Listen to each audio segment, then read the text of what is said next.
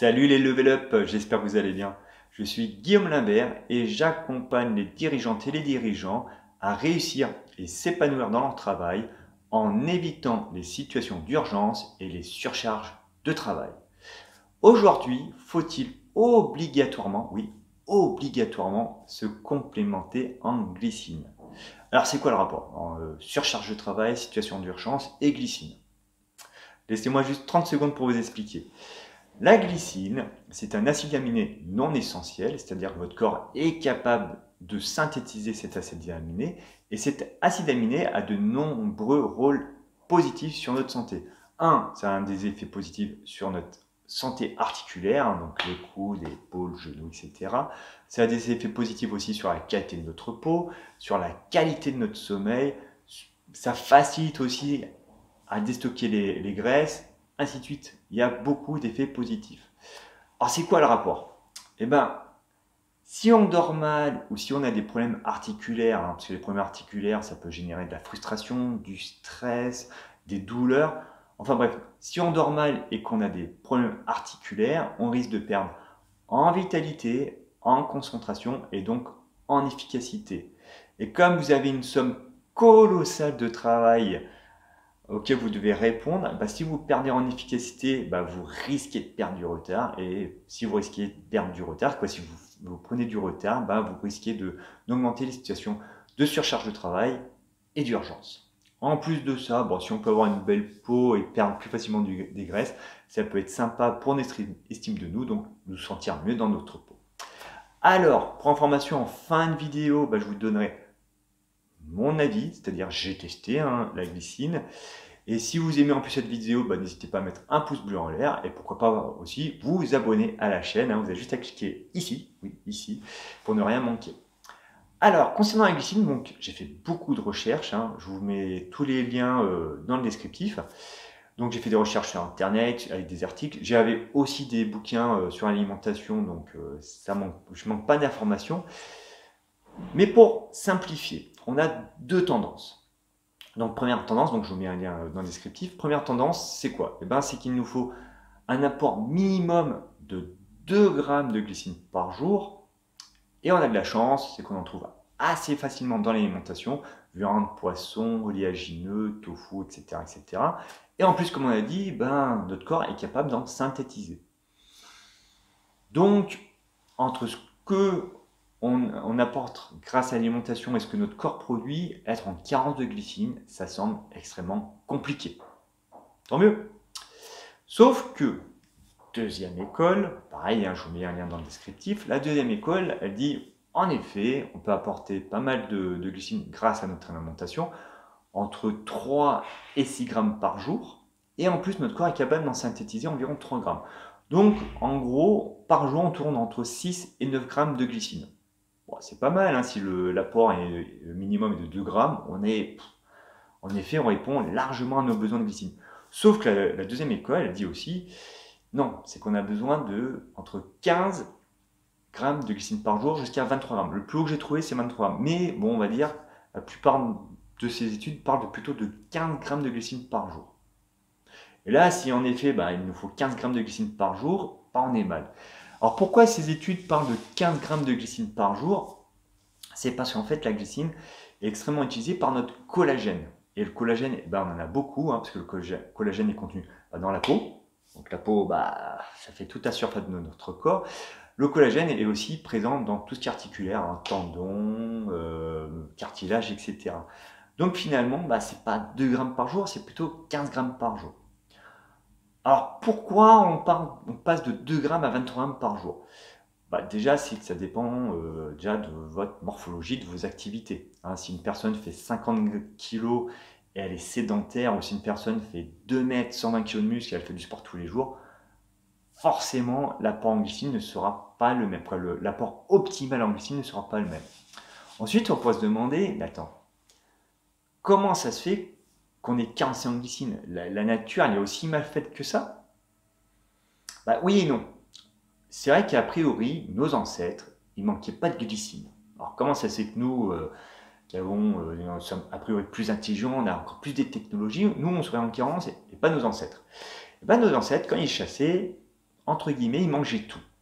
Hein, il mangeait tout l'animal, hein, les muscles, les tendons, le cartilage, quoi, ou du moins la moelle osseuse, la triperie, la peau, etc. Et donc, comme on a dit, le collagène contient beaucoup de glycine, et le collagène, c'est la peau, c'est les tendons, c'est le cartilage, et c'est toute la triperie. Et nous, nos habitudes alimentaires ont quand même évolué, et c'est vrai qu'on mange de moins en moins de peau, et de tout ce qui est abat et triperie. Hein. C'est vrai qu'on en mange moins, et c'est pour ça que avant, a priori, nos ancêtres n'avaient pas vraiment de carence en glycine, et nous, nous, on est carencés parce que nos habitudes alimentaires ont changé. Alors, qu'est-ce qu'on peut faire? Première solution, on se remet à manger tout ce qui est peau, abats, etc. Deuxième solution, vous achetez de la gélatine d'origine animale. Et en plus, l'avantage, c'est que c'est pas cher. Parce que la gélatine d'origine animale est faite avec la peau et les os justement des animaux. Ou enfin, vous complémentez. Voilà. Personnellement, qu'est-ce que j'ai choisi? Bon, j'ai essayé déjà, de manger plus de peau. C'est vrai que pour le poulet, au lieu d'acheter des blancs de poulet, j'achète des cuisses de poulet, j'essaie de manger la peau. Ça va. Après, je me suis dit, bon, je vais essayer de manger plus d'abats. Ah, ça va pas. Personnellement, non, ça m'attire pas, c'est comme ça, aussi bien visuellement que gustativement. Donc, j'ai pas envie que mes repas se transforment en source de stress. Hein. J'ai envie de bien manger, de me faire plaisir. Donc, non, personnellement, les abats, ça va pas. Hein. Plus, il faudrait en manger plusieurs fois par jour. Donc, déjà, une fois dans la semaine, c'est compliqué. Alors, j'imagine même pas plusieurs fois dans la semaine. Idem pour la gélatine. Ah, ça m'excite pas trop, quoi. Hein. Donc, j'ai planché, j'ai opté pour les compléments alimentaires. Alors, j'ai choisi quoi? J'ai choisi du peptane. Hein. C'est fait avec de la peau de bovin. Et l'avantage du peptane, c'est que ça apporte de la glycine, mais aussi de l'hydroxyproline, hein, qui est un ingrédient qui améliore la glycine. Voilà, c'est mon choix. Et surtout, quels sont les résultats? Alors, je suis un petit peu embêté, c'est que je ne peux pas vous dire au niveau articulaire. Parce que bon, j'ai la chance, oui, j'ai 42 ans, je fais beaucoup de sport, mais j'ai pas de problème articulaire. J'ai pas mal au cou, j'ai pas mal aux genoux, j'ai eu mal aux épaules, mais en ce moment, c'est pas le cas. Donc, au niveau articulaire, je peux pas vous dire. Par contre, je peux vous dire au niveau de la peau. J'ai l'impression qu'il y a un mieux au niveau de ma peau. Alors, j'ai l'impression, pourquoi? Parce que est-ce qu'il y a vraiment une amélioration de ma peau, ou est-ce que j'ai envie de voir une amélioration de ma peau? Donc pareil, il y a un biais de perception, cependant, oui, j'ai l'impression qu'il y a un mieux au niveau de ma peau. Par contre, où je peux être beaucoup plus catégorique, c'est au niveau de la qualité de mon sommeil. Personnellement, j'avais besoin de dormir 8h30 par jour. Bon, voilà. De toute façon, j'ai toujours dit, le sommeil, on ne peut pas tricher avec le sommeil. Si on essaie de moins dormir ce que nous avons besoin, on risque de perdre en vitalité, en concentration, donc en efficacité. Donc, j'accepte. J'ai besoin de dormir 8h30 par nuit pour être en forme. Et depuis que je prends de la glycine, je pensais que je dormais bien, je dors encore plus profondément, et donc, effet hyper intéressant, comme je dors encore plus profondément, j'ai moins besoin de dormir. Donc, j'ai besoin de dormir actuellement entre 7h30 et 8h par nuit pour être en forme. Donc, ça fait quand même des gains de 30 à 1 heure par jour, ce qui est loin d'être anodin. Donc, personnellement, oui, c'est clairement positif au niveau de la glycine. Donc après, moi, qu'est-ce que je vous recommande? Voilà, c'est des recommandations. Bon, si vous avez des doutes, faites appel à votre médecin traitant, hein, demandez-lui son avis. En tout cas, personnellement, comme vous l'avez compris, tout ce qui est alimentaire, il y a toujours plusieurs écoles, on n'en sait rien, quoi. C'est toujours un peu le côté, est-ce qu'on est vegan, est-ce qu'on est omnivore, est-ce qu'il faut boire du lait, est-ce qu'il ne faut pas boire de lait, est-ce qu'il faut prendre du gluten, pas de gluten, etc., etc.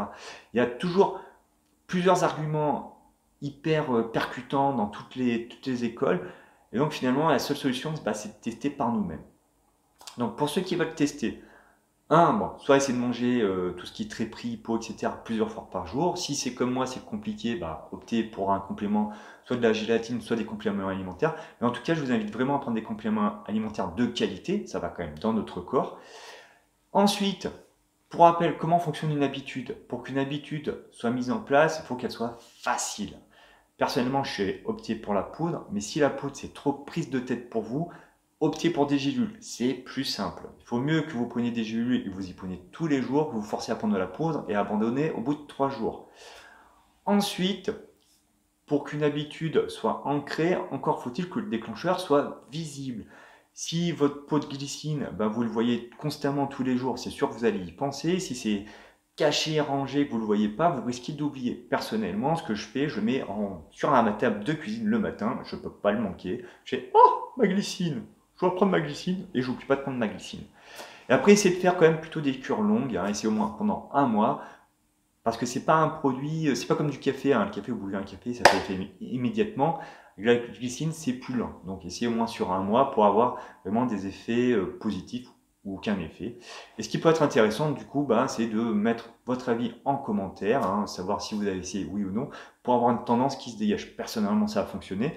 Et voir si ben, on est 90% et pour qui ça fonctionne, et ben, ça pourra aider les personnes qui hésitent à se lancer ou non. Comme ça, on aura plein d'avis différents, un peu comme TripAdvisor. On verra si c'est un complément alimentaire 5 étoiles ou 2 étoiles. À très vite.